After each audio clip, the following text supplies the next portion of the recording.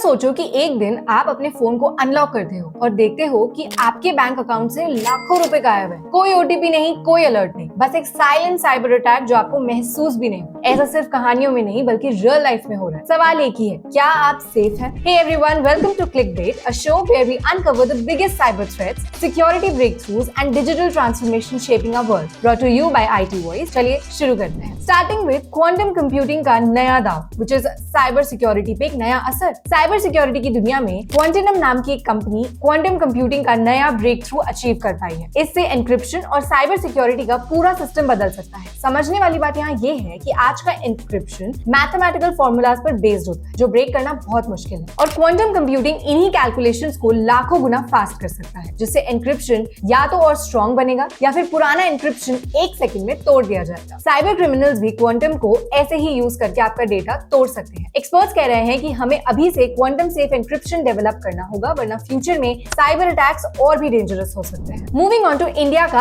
अपना web browser which is sovereignty की तरफ एक और कदम। हाउ? भारत अब एक अपना खुद का वेब ब्राउजर बनाने की तैयारी में है, जो गूगल, क्रोम, एज और सफारी जैसों का ऑल्टरनेटिव होगा। बट आखिर ये क्यों जरूरी है? डेटा प्राइवेसी और सिक्योरिटी को लेकर डेली कंसर्न्स बहुत बढ़ते जा रहे हैं। इंडिया चाहता है कि यूजर्स का डेटा फॉरेन कंपनीज के पास ना पहुंचे, और यहाँ पर अपना ब्राउजर होने से डेटा लोकल सर्वर्स पर ही स्टोर होगा और सिक्योरिटी ज्यादा स्ट्रॉन्ग होगी। लेकिन एक्सपर्ट्स कह रहे हैं कि सिर्फ एक ब्राउजर बनाने से काम नहीं चलेगा, उसके रेगुलर अपडेट्स और सिक्योरिटी ऑडिट्स भी चाहिए होंगे ताकि हैकर्स उसको एक्सप्लॉइट ना कर सके। सवाल यही है कि क्या लोग इस नए इंडियन ब्राउजर्स को क्रोम और सफारी के बदले अडॉप्ट कर पाएंगे? वेल, नेक्स्ट वी हैव कैस्पर्सकी, जिसकी रिपोर्ट के मुताबिक इंडिया से होने वाले साइबर अटैक्स 54% तक बढ़ गए हैं। इसका मतलब है कि अब सिर्फ बाहर के हैकर्स नहीं बल्कि इंडिया के अंदर से भी साइबर क्रिमिनल्स एक्टिव हो गए हैं। सबसे ज्यादा होने वाले साइबर अटैक्स का पार्ट है phishing scams. Online payment users को टारगेट किया जाता है। Then we have malware attacks, fake apps के थ्रू वायरस को स्प्रेड किया जाता है। Next we have data breaches. बड़े बिजनेस का डेटा चोरी करना अब आसान है। साइबर सिक्योरिटी एक्सपर्ट्स का कहना है कि इंडिया को अब स्ट्रॉन्ग रेगुलेशंस और अवेयरनेस कैंपेन्स की जरूरत है ताकि आम लोग और बिजनेस हैकर्स का शिकार न बने। साइबर सिक्योरिटी की इसी दुनिया में FBI ने एक नया अलर्ट जारी किया है। अगर आप गूगल, क्रोम, माइक्रोसॉफ्ट एज या एप्पल सफारी यूज कर रहे हैं तो ये न्यूज आपके लिए बहुत जरूरी है। FBI ने एक नया अलर्ट जारी किया है जिसमें बताया गया है कि हैकर्स नए तरीके से आपका ब्राउजर हैक कर सकते हैं। जानते हैं कि अटैक्स कैसे हो रहे हैं? फेक ब्राउजर एक्सटेंशन से जो आपकी इंफॉर्मेशन सीक्रेटली कलेक्ट कर रही है, फेक सॉफ्टवेयर अपडेट से जो आपके सिस्टम में मालवेयर को इंस्टॉल कर रहे हैं। एक और रीजन है जीरो डे वल्नरेबिलिटी,